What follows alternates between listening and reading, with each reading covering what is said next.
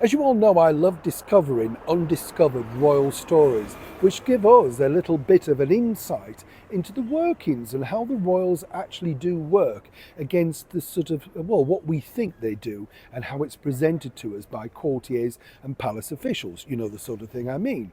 And when you look back at sort of interviews, as I've often said that I've been lucky enough to do, you know, and you sort of think, oh, I didn't know that part of the story. I wasn't listening to that. A lot of the time, that's simply because when you're with that person, they're there to promote one product. And the buy stories tend to get cut out simply because you think, oh, you know, it's nothing to do with what we're doing.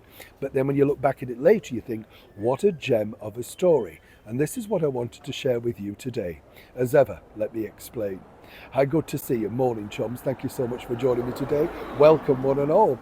You know, when you look back at your career and you realise you're very young and you realise, oh gosh, I can't quite believe I met these people. You know, one of them was the brilliant British comedian, so loved in Albania, so loved by Laurel and Hardy, Chaplin, so many people like that, Sir Norman Wisdom. A good friend of mine, a wonderful man, and just one of those people that loved to entertain. It's hard to imagine now, but he was the biggest box office sensation right from the 1950s through to the early 60s. So much so that when James Bond was making one of the very first films at Pinewood, it was Sean Connery that was brought over to Norman Wisdom so that they could get some publicity on the back of Norman. Imagine that. That's how big he was. Now, another great favourite of mine, a wonderful actress, was none other than the late and excellent, really, Margaret Rutherford. Now, Margaret Rutherford, what I like about her story is she really started late in the day.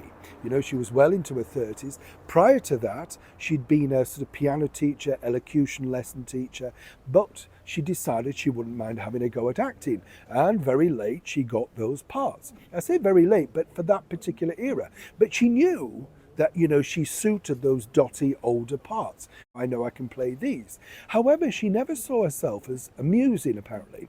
And Norman Wisdom, he comes into this story because he appeared, or she appeared with him in two of his movies. And he said, you could not get a kinder, more warm-hearted person. She hadn't a bad thing to say about anybody, loved coming to work, knew her part, knew everything, just got on with it, was brilliant. And I said, you know, was she really like that? He said, yeah. He said she was a little bit dotty and a little bit, he said, but in a sense, that's all of us, and that's what made the roles so very successful for her.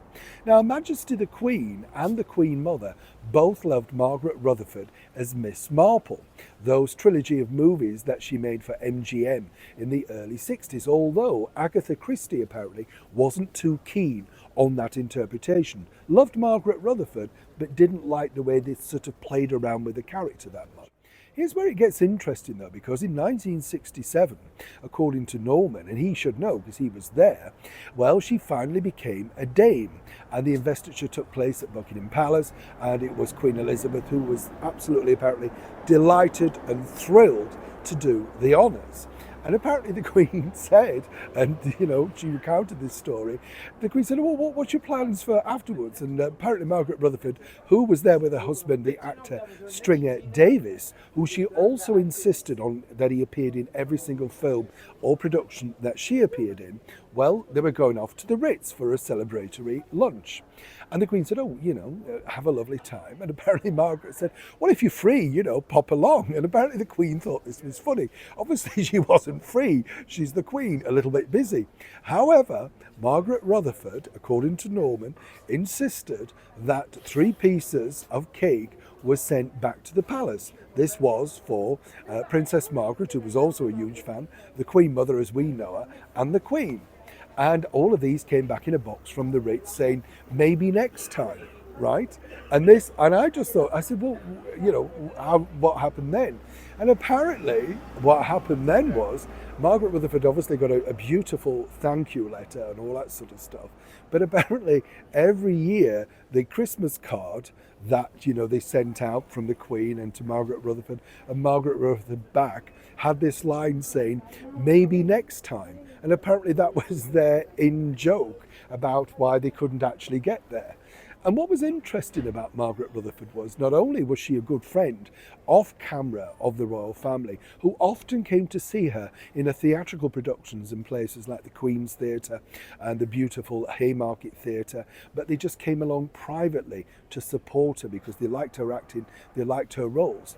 And according to Norman, it never fazed her at all. Apparently someone would say, oh, you know, they're in tonight. And she said, oh, marvellous.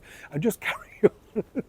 And Norman said he'd never met anybody so laid back about meeting the royals. But as he said, the luncheon at the Ritz, you know, was marvellous. He said she just thoroughly enjoyed it, but she never lost sight of the fact that she was a complete royalist and was absolutely delighted and thrilled to be made a dame. Hence the reason, according to him, right at the end of the lunch, he said, don't forget the slices of cake, get them round to the palace today. And they promptly did.